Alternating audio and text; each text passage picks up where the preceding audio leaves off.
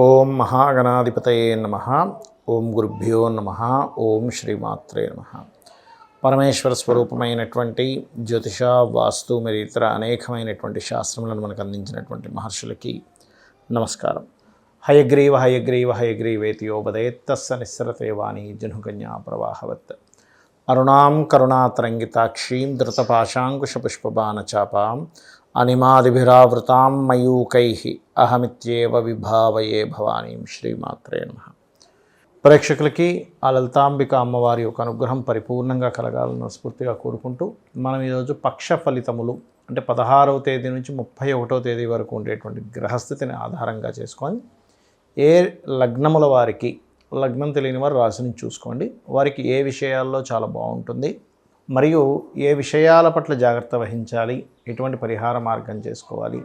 అది కాకుండా మనకి ఈ పక్ష ఫలితాల ఎండింగ్ నుంచి ఉగాది ప్రారంభమవుతుంది. ఉగాది నుంచి ఈ కొత్త సంవత్సరం శ్రీ విశ్వవసునామ సంవత్సరంలో అన్ని విధాలా బాగుండాలంటే ఏ నియమాలు పాటిస్తే అందరికీ బాగుంటుందనేటువంటి విషయాలు చెప్తుంది నేనైనప్పటికీ కూడా చెప్పిస్తుంది సాక్షాత్ లలితామ్మవారిగా భావిస్తూ ఒక్కొక్క రాశి గురించి, ఒక్కొక్క లగ్నం గురించి తెలుసుకుందాం. కన్యాలగ్నము, కన్యారాశి. ఈ పక్షంలో కన్యాలగ్నం వారికి గ్రహాలన్నీ కూడా షష్టగ్రహ కూటమి కోసం సప్తమం వైపు వెళ్తున్నాయి.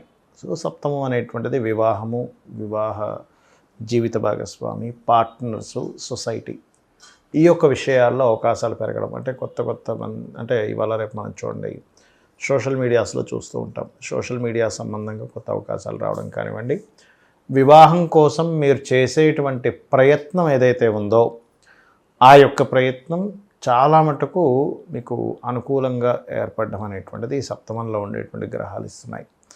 ఇక లగ్నంలో కేతు ఉన్నందుకు కాస్త విరక్తి, వైరాగ్యము, ఈ డిప్రెషన్ ఇవన్నీ కంటిన్యూస్గా వస్తుంటాయి. కాకపోతే మీరు రెగ్యులర్గా గనక గణపతిని తలుచుకున్నట్లయితే నిత్యము అన్ని విధాలా మీకు బాగుంటుంది. మీకు ఇక రుణాల కోసం ప్రయత్నం చేసేటువంటి వారికి ధనాధిపతి సప్తమంలో ఉండి వక్రించినందుకు రుణ ప్రయత్నాలు సఫలీకృతం అవుతాయి.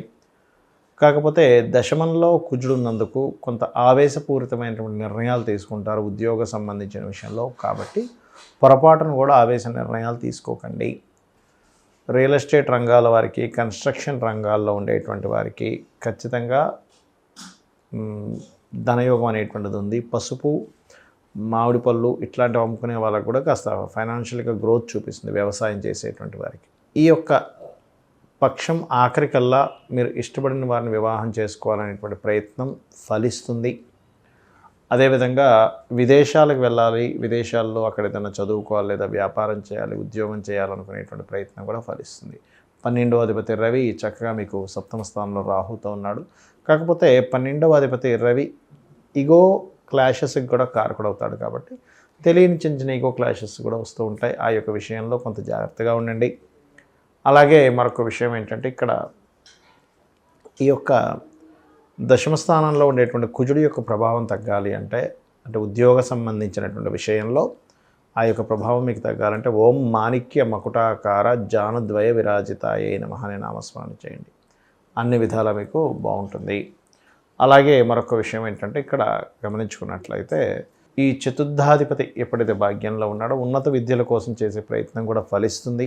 కాకపోతే మీరు వివాహ సంబంధించిన ప్రయత్నాలు, విదేశాల్లో ఉండేవారు, విదేశీ సంబంధాలు ఇట్లాంటివి ఎక్కువగా చూసుకోండి. సప్తమంలో రాహుతో పాటు అనేక గ్రహాలు ఉన్నందుకు కాకపోతే అవకాశాలు కూడా ఎక్కువగా వస్తాయి. ఇక మీరు చేయవలసినటువంటి దేవతా ఆరాధన ఏమిటి ఈ పక్షంలో?